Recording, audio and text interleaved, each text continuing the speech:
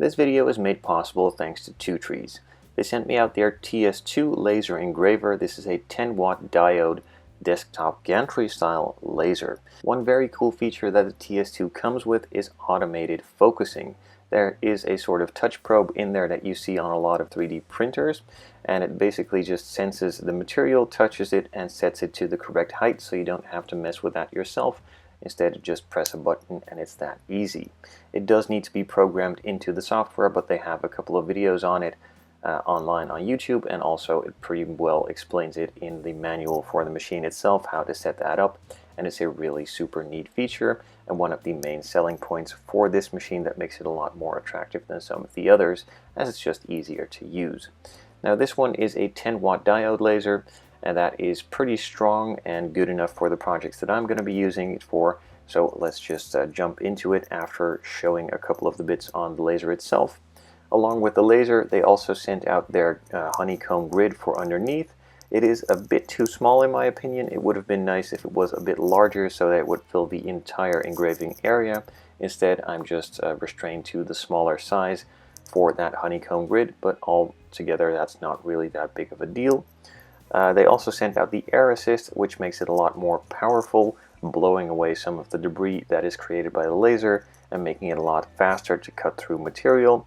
And then the final thing is the enclosure, just to keep all of the fumes inside, and also the laser beams from not overexposing outside of the area that you're using the engraver in. If you are interested in purchasing this laser, some of the accessories that I'm using, or any of the other TwoTrees products, I will be leaving links in the description down below. For this project, I will be building another small diorama. This time around, I was inspired by the James Bond franchise with some of the underground layers that Q uses for some of the gadgets, and mainly, of course, with my interest, the cars, even more specifically, most of the Aston Martins. And I found some images online of a couple of these underground layers, cool spots to park the cars, and things like that, and found a similar theme, a bit dark, a bit rounded, a lot of bricks, and a lot of cool modern features here and there.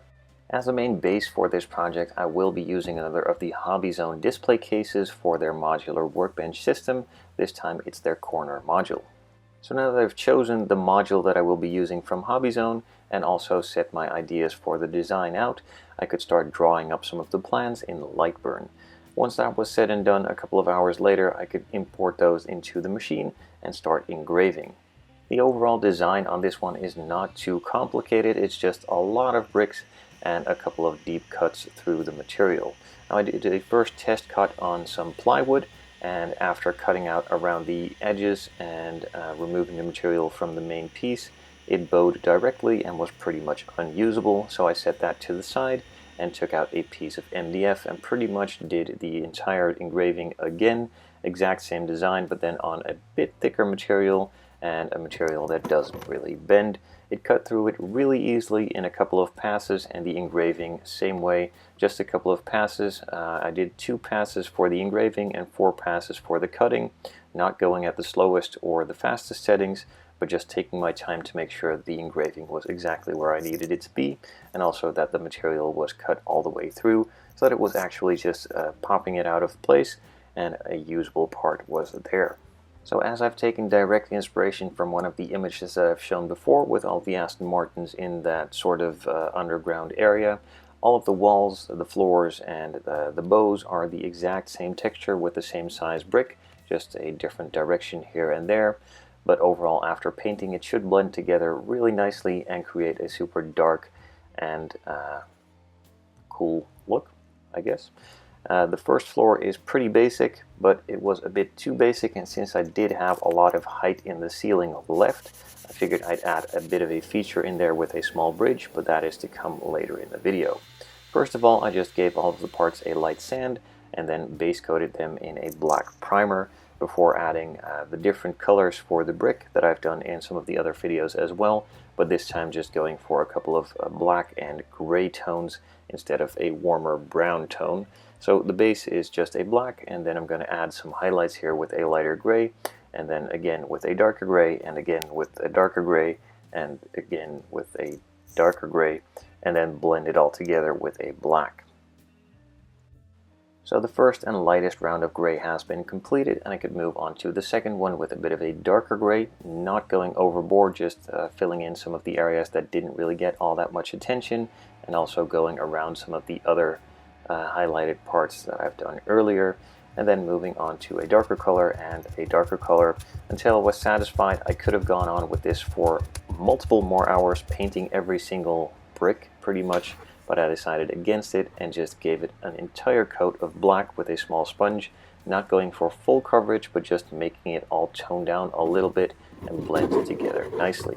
Once that was cured, I could move on to putting some wood glue on and gluing all of the walls, the floors, and the other panels in place in the Hobby Zone display unit.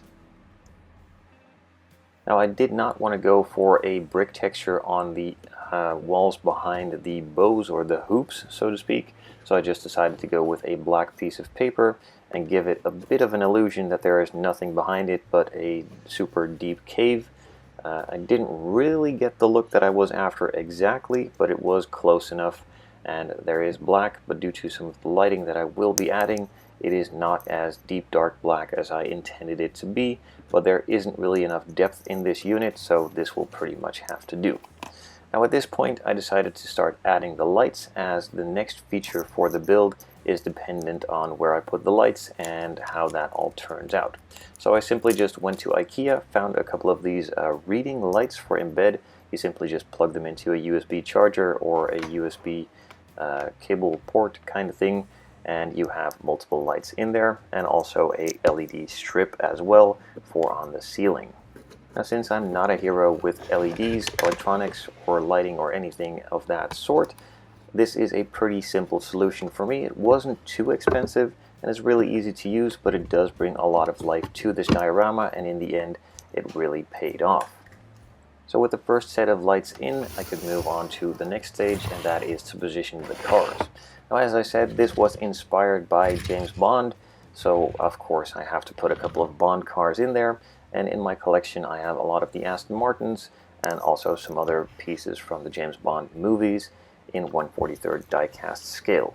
Now, like I said before, the ground layer is pretty fine, but there is a lot of headspace still left in there, and I kind of wanted to add a more modern feature in here as well, with a sort of bridge that could hold a couple more cars. Now, this could have also been cut out on the laser, but I wanted a couple of plastic H-beams on there to give it a bit more of a structural look and a bit more dimension to it as well, so I figured I'd just glue the entire thing together and scratch build it with some styrene from Evergreen, which is available in my web shop, thescalemodelingchannel.com. Now, this was all simply just cut by eye, fixing some of the parts in place with some Tamiya plastic cement. This is the quick setting type, so it just seizes it together pretty quickly and glues it in place permanently with a nice welded point to it. Now, once the main beams were put on, the ground floor piece was also finished. I added a couple more beams in there for a bit more of a structural look. And in all honesty, it's not just for looks. It does actually give a lot of rigidity to the bridge itself. And to be honest, it is mainly for looks, but it does make it a lot more rigid.